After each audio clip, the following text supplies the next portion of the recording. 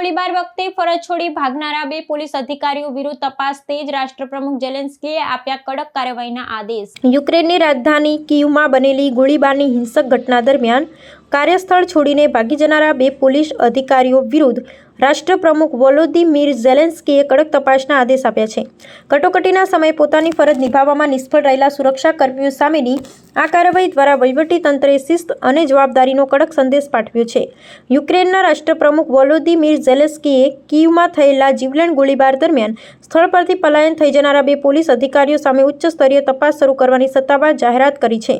આ ઘટના ત્યારે બની જ્યારે રાજધાનીના સંવેદનશીલ વિસ્તારમાં સશસ્ત્ર હુમલાખોરોએ અંધાધૂંધ ગોળીબાર કર્યો હતો, પરંતુ ત્યાં હાજર સુરક્ષાકર્મી વળતો પ્રહાર કરવાને બદલે પીછેહટ કરી હતી।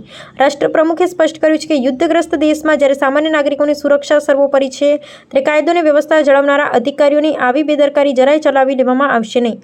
રાષ્ટ્રપ્રમુખનો આ નિર્ણય સુરક્ષા દળોના મનોબળ અને વ્યાવસાયિક નૈતિકતાને જાળવી રાખવા માટે અત્યંત મહત્વપૂર્ણ છે। તપાસ સમિતિએ પાસાઓની તપાસ કરી રહી છે કે શું આ અધિકારીઓએ કોઈ આંતરિક મિલીભગતને કારણે કે પછી ભયના ઓથાર હેઠળ મેદાન છોડ્યું હતું।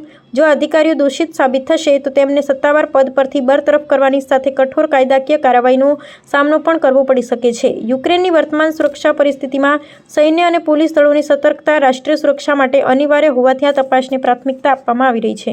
Щойно була доповідь міністра внутрішніх справ України Ігоря Клименка по розслідуванню всіх обставин нападу в Києві на людей та бездіяльності тих 2 патрульних, які були на місці злочину, але не зупинили вбивцю, самі втекли. Вже є кримінальне провадження щодо цього факту, буде повна перевірка роботи патрульних, вони повинні були діяти у тих обставинах. ДБР займається цією справою, розслідування щодо нападу і перевірку всіх фактів щодо вбивці, його стану, отримання ним зброї ведуть разом Служба безпеки України та Національна поліція України. І міністр зробить кадрові висновки по всій вертикалі. Треба переглянути і протоколи реагування на такі ситуації, а також добору та навчання патрульних. Зараз в лікарнях перебувають 8 людей, які були поранені. 1 людина вкрай важкому стані.